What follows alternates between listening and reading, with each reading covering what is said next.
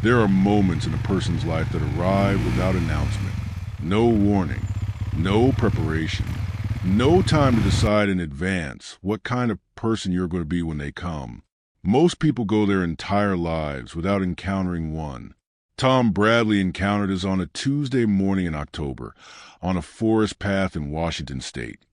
Between a job rejection email he hadn't finished reading and a cup of coffee that had gone cold on his kitchen counter. He was 32 years old. He held a master's degree in mechanical engineering from a university that had sent him a fundraising letter 3 weeks after he graduated and every 6 months since. He had applied for 61 jobs in his field over 2 years. He had received 4 interviews and 0 offers. He was not a failure. He was a man in a gap between who he had worked to become and what the world had so far been willing to make room for. The motorcycle was what kept him sane, and the brotherhood of men he rode with, Tom's Brotherhood MC, a small independent club rooted in their Washington community, was what kept him honest. On the morning that changed everything, Tom was riding alone through a coastal forest path he knew by memory. He almost didn't stop. He almost didn't. The container was half buried in storm debris at the forest's edge, pushed inland by a tidal surge from a storm 2 weeks prior. 40 feet long. Standard intermodal shipping configuration. Weathered but structurally sound. One corner seal compromised, not by water, but by the force of whatever journey had brought it here from wherever it had started. Tom Bradley's engineering mind processed all of this in approximately 4 seconds. Then he got off his motorcycle. Here is something most people don't know about found property law in the United States. The legal principle is called finders keepers in casual conversation, but the actual law is considerably more complicated. In most states, including Washington, a person who finds abandoned property is legally required to make reasonable efforts to locate the original owner. Failure to do so, particularly with property of significant value, can constitute theft by finding a criminal offense. Tom Bradley knew this. He had studied contract law as part of his engineering program. He understood the legal framework clearly. He stood in the Washington forest for 11 minutes, running calculations, not moral calculations. Not yet. Engineering calculations first, because that was how his mind was built. He assessed the container's origin markings, partially obscured by salt damage. He assessed the currency itself, large denomination, banded, the kind of packaging associated with institutional financial transfers. He assessed the volume and estimated the value the way an engineer estimates load-bearing capacity, systematically, without emotion, arriving at a number that made his hands go still. $360 million. Then he ran the moral calculation. And here is what Tom Bradley, engineer, understood about that calculation that most people in his position might not have. The money he was looking at had not come from a bank. It had not come from a legitimate domestic financial institution. Legitimate institutions do not ship currency in intermodal containers across open water. What he was looking at was a kind of wealth that moves the way it moves because it cannot move through normal channels, because normal channels ask questions that this money could not answer cleanly. He was not stealing from a widow. He was not stealing from a pension fund. He was still making a choice he could not fully justify. He made it anyway. He told himself it was a blessing. The man of faith in him believed it. The engineer in him filed it under. Decision made, consequences pending. Proceed with maximum caution. The first problem was not moral. The first problem was structural. $360 million in physical currency is not wealth. Not yet. Wealth is money that moves, money that works, money that can be directed toward a purpose. Physical currency sitting in a compromised shipping container in a Washington forest is a liability. It is evidence. It is a target. It is a problem that compounds every day it sits unaddressed. Tom Bradley understood this the way he understood load-bearing mathematics. The structure has to be right before anything else matters. Here is what Tom's engineering mind worked through over the following weeks. And here's what it teaches us about how significant wealth actually functions. For anyone watching who has ever wondered, the first principle: physical currency must become institutional currency. Cash cannot be invested, donated, or deployed at scale without passing through the financial system. The financial system has safeguards, specifically the Bank Secrecy Act and anti-money laundering regulations that require banks to report cash transactions over $10,000 and flag patterns of suspicious activity. Attempting to deposit large sums of cash directly is not only detectable, it is one of the most reliable ways to attract federal attention. Tom knew this, so he thought like an engineer. Not how do I move this money, but what structure do I need to build first? The second principle: structure before movement. Tom spent 3 weeks doing nothing with the money except research. He studied how legitimate philanthropic foundations are established. He studied how they receive, hold, and disperse funds legally. He studied the IRS requirements for nonprofit status, the reporting obligations, the governance structures required to make a foundation credible and compliant. He was not trying to hide the money. He was trying to give it somewhere legitimate to live. The third principle: purpose protects everything. A foundation with a clear, documented, community-serving purpose is not a suspicious structure. Thousands of them exist across America, established by individuals of varying means, for the purpose of directing private wealth toward public good. Tom's foundation, which he named simply the Washington Community Forward Foundation, was established with full legal compliance, with a stated mission of community health and economic development, and with Tom listed not as its primary benefactor, but as a board member. This is not fraud. This is structure. The same way an engineer doesn't build a bridge and then figure out where to put the supports. It took him 4 months to feel confident the structure was sound. Then he looked at what he could actually do. Eleanor Bradley had worked as a school cafeteria manager for 23 years. She had raised Tom alone after his father left when Tom was 9. She had attended every one of Tom's academic ceremonies: middle school honor roll, high school graduation, his bachelor's, his master's. In the same navy blue dress she had bought for the first one, and maintained the particular care of a woman who makes things last because she has to. She had been diagnosed 18 months earlier with a spinal condition that caused her daily pain and would, without a specific surgical procedure, progressively worsen. The procedure cost $42,000 after her insurance coverage was applied. She had not told Tom the full amount. She had told him it was being handled. It was not being handled. Tom had known this for 6 months, had pieced it together from the way she was getting up from chairs and the medical bills he'd seen on her kitchen table before she could cover them, and had been unable to do anything about it because he had nothing to do anything with. 2 weeks after the foundation structure was complete, Eleanor Bradley received a letter from her insurance company informing her that an anonymous benefactor had fully covered her outstanding medical costs and pre-authorized her surgical procedure at the facility of her choice. She called Tom immediately. "Something strange happened," she said. "Tell me," Tom said. She told him. He listened. He said, "Maybe someone out there is paying attention, Mom." She was quiet for a moment. "Do you know anything about this?" she asked. "I think you should schedule a procedure," Tom said. Another silence. "Thomas Allen Bradley." She said his full name, the way she said it when she was deciding whether to push or let something be. "Okay," she said finally. "Okay." The local clinic on the east side of town had been requesting updated medical equipment for 3 years. Diagnostic imaging equipment, a proper cardiac monitoring system, basic surgical tools that should have been replaced years ago but kept getting deferred in budget cycles that never quite made room. Tom had attended 3 town council meetings in the previous year, as a concerned community member, sitting in the back, watching officials explain patiently why the funds weren't available. He had watched the clinic director, a woman named Dr. Sandra Okafor, present her case with the particular exhausted dignity of someone who has been right for a long time and is running out of ways to say so. The foundation's donation was specific, documented, and fully compliant with nonprofit disbursement regulations.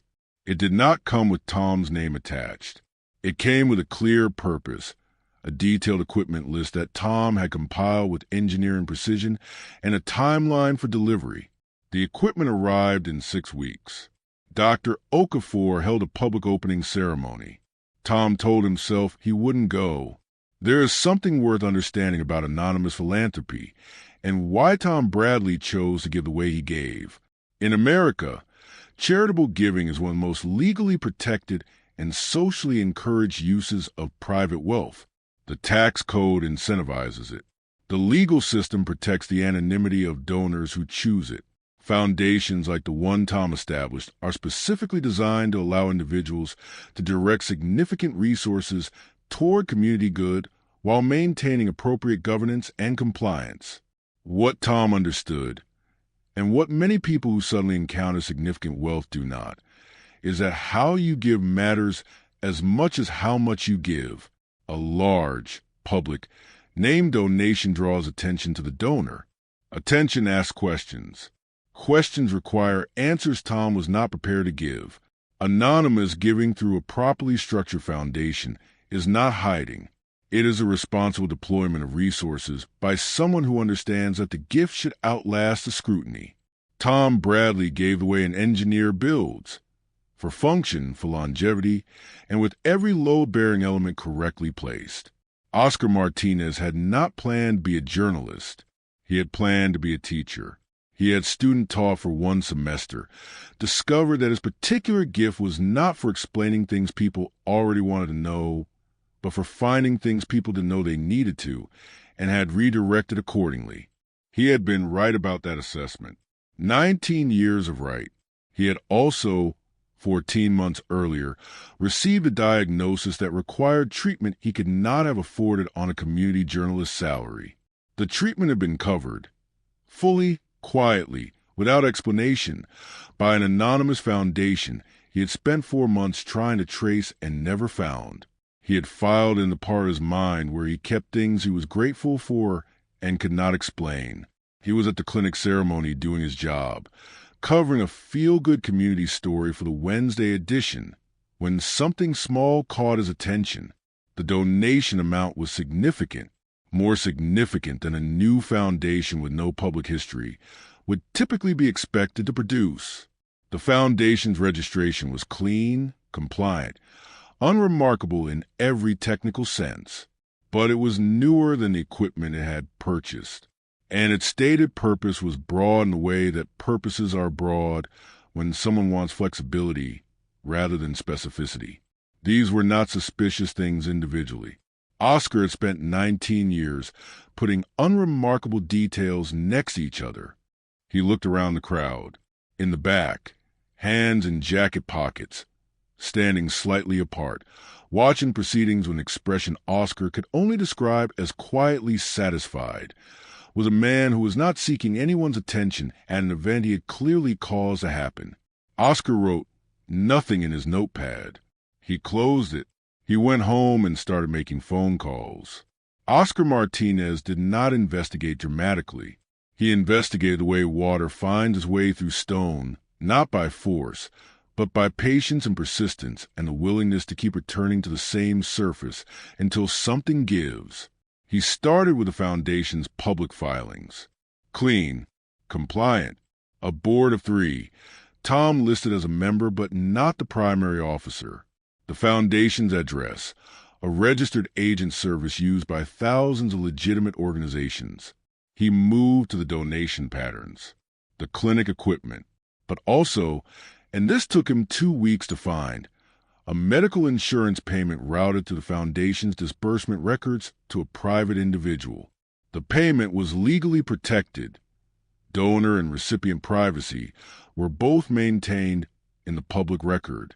But the routing number had a geography, and the geography had a zip code, and the zip code cross-referenced with the foundation's establishment date and the timing of the payment, gave Oscar a window. He was getting closer. Darnell Rhodes had spent 6 years in Army intelligence before a knee injury ended his service career and redirected him toward auto repair. He had retained the instincts. When a journalist starts asking quiet questions in a small community, those questions have a way of becoming audible to the people being asked them, and Darnell had 3 separate sources mention Oscar's name in the same week. He brought it to Marcus Webb on a Thursday evening. Marcus listened without interrupting. Then he said, "About what specifically?" "The clinic donation," Darnell said. "The foundation behind it." Marcus was quiet for a long moment. Then he said, "Where's Tom tonight?" Patricia Haynes had edited Oscar Martinez for 11 of his 19 years. She trusted his instincts completely and pushed his timidity consistently. She read his notes on a Friday afternoon and looked up at the expression she reserved for stories that mattered. "How close are you?" she asked. "Close," Oscar said. "How close is close?" "A name," Oscar said. "Maybe a week." Patricia set the notes down. "Oscar, if this is what it looks like, an individual moving this kind of money through a private foundation into this community, that is a significant public interest story. People have a right to know." "I know that," Oscar said. "Do you have any reason to believe the source is illegitimate? Criminal?" Oscar was quiet for a moment. "The foundation is completely clean. Every disbursement is documented and compliant. Whoever set this up knew exactly what they were doing. Then the story is, who is doing this and why? That's not a hostile story. That's a remarkable one." "I know," Oscar said again. "A week," Patricia said. "Then we talk about timing." He went back to his desk. He kept working. Marcus Webb had been president of Tom's Brotherhood for 11 years. He had navigated arguments about routes and arguments about dues, and one serious internal dispute 4 years ago that had tested the club's unity in ways that still occasionally surfaced. He had learned that the way you open a difficult conversation determines everything about where it ends. He opened this one simply. "Anything you need us to know, Tom?" Tom sat down. He looked at the table. He looked at the faces around it. Men who had ridden with him when he had nothing to offer but his word. Men who had fed him at club dinners where his refrigerator was empty and never made him feel the charity of it. He told them everything. Caleb Torres, 28, the youngest member, a man who still experienced the world with a directness that hadn't yet been sanded down by disappointment, let out a long breath and said, $360 million? "Yes," Tom said. "And you just found it on the forest path after the storm surge." Caleb shook his head slowly, not in judgment, in something closer to awe. Darnell Rhodes said nothing. He was processing. That was how Darnell worked. Information went in. The intelligence analyst's mind turned it over. The verdict came later. Marcus Webb said nothing either. He was watching Ray Hutchins. Ray Hutchins was 61. He had ridden with motorcycle clubs for 30 years, had seen 3 of them collapse under the weight of poor decisions, and had helped build Tom's Brotherhood specifically because he believed the club could be something different, something that operated by a code that wouldn't embarrass a man's children. He had a face that was difficult to read and a silence that was not. His silence now was the kind that filled a room. "Ray," Marcus said quietly. Ray looked at Tom. "How long?" 5 months, Tom said. 5 months you've been moving that kind of money through this community, and none of us knew. "I was protecting the club," Tom said. "You were protecting yourself," Ray said. "Not cruelly, clearly, which is understandable. And you were protecting the club, which I also understand. But you were also making decisions that affect every man in this room without giving any of us a choice about whether to be affected." The room was very quiet. "You're right," Tom said. Ray looked at him for a long moment. "I know I am," he said. I'm also not done thinking about the rest of it. What Ray Hutchins was working through, and what Tom had worked through alone for 5 months, is something worth understanding. When a person encounters significant unexpected wealth, the psychological and ethical weight of it is rarely discussed honestly. Popular culture tends to frame such moments as purely fortunate, the lucky find, the blessed discovery, the universe rewarding the deserving. The reality is considerably more complicated. Financial psychologists who study sudden wealth, whether from inheritance, lottery, or unexpected discovery, consistently find that the primary challenge is not logistical. It is moral. The questions that keep people awake are not how do I manage this, but do I deserve this? And what does taking it make me? Tom Bradley had answered those questions for himself. He had done so imperfectly, honestly, and with the engineering discipline to build something responsible from his decision. Ray Hutchins was now asking the same questions on behalf of every man in that room. That is what brotherhood actually means. Not agreement. Accountability. Marcus let everyone speak. Let the air move through the room. Let Ray sit in his difficulty, and Caleb sit in his amazement, and Darnell sit in his assessment. Then Marcus said, "Here's what I know. Tom found something. Tom made a choice I might have made differently and might not have. Tom built something careful and legal with what he found, and used it to help people who needed help. Tom's mother had her surgery. The clinic has equipment it needed for 3 years. And now a journalist is pulling threads." He looked around the room. The question in front of us is not what Tom did. The question is what we do now. Together. Ray Hutchins looked at the table. He looked at Tom. Something moved through his face. The long, slow movement of a man who has been right about something and is deciding whether being right is the most important thing in the room. "You should have told us sooner," Ray said finally. "Yes," Tom said. "Okay," Ray said. "Okay." It was not forgiveness exactly. It was a decision to move forward, which in Ray Hutchins' language was the same thing. Darnell Rhodes spent 3 days quietly mapping Oscar's investigation. Not interfere with it, but to understand how close it was. He reported back to Marcus with the particular precision of a man who had once been paid by the government to assess threats. "He's close," Darnell said. "A week, maybe less." "Legal exposure?" Marcus asked. "The foundation is clean. Tom built it right. The question is whether the source of the foundation's initial funding can be traced. The answer is probably not through public records, but a good journalist with enough time and the right sources."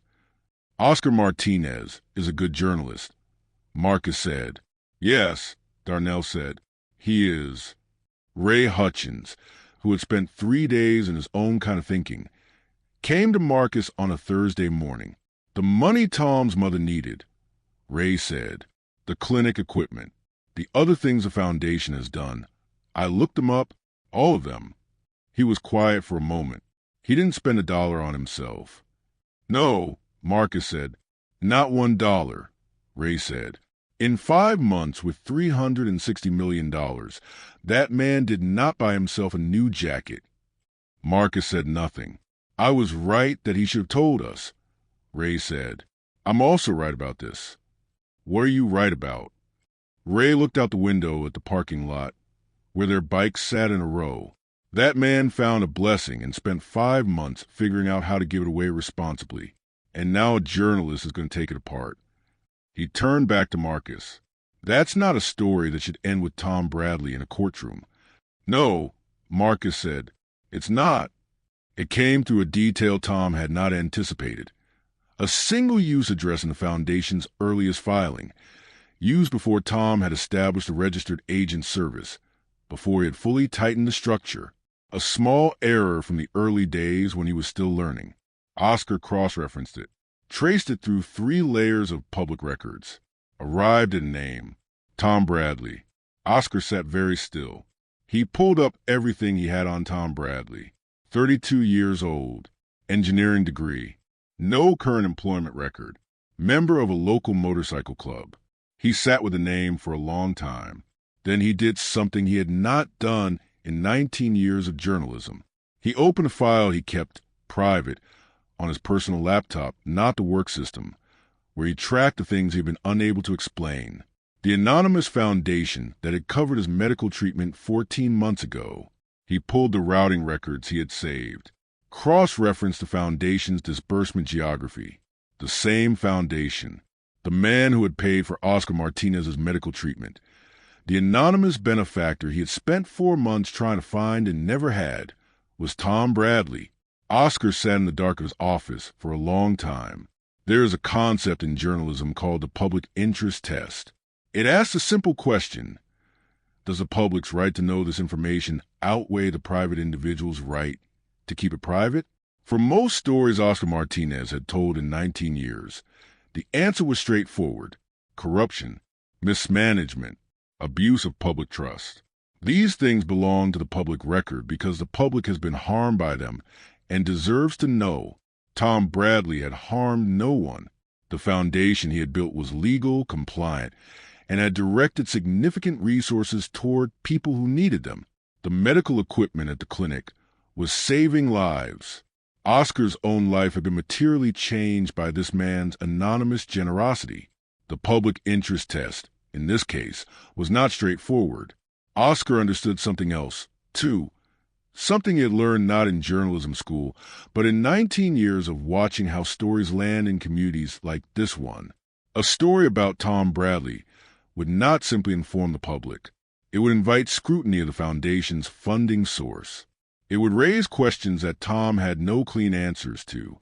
It would potentially unravel everything Tom had built, the clinic equipment, the community programs, the quiet architecture good that 5 months of careful engineering had constructed. The story would be true, and it would do damage that the truth, in this case, did not justify. Oscar picked up his phone. He called Patricia Haynes. "I found the name," he said. "Good," she said. "Let's talk tomorrow about timing." "I don't think we're running it," Oscar said. A silence. "Oscar, the foundation is clean. Every disbursement is legal. No public official is involved. No public funds were misused.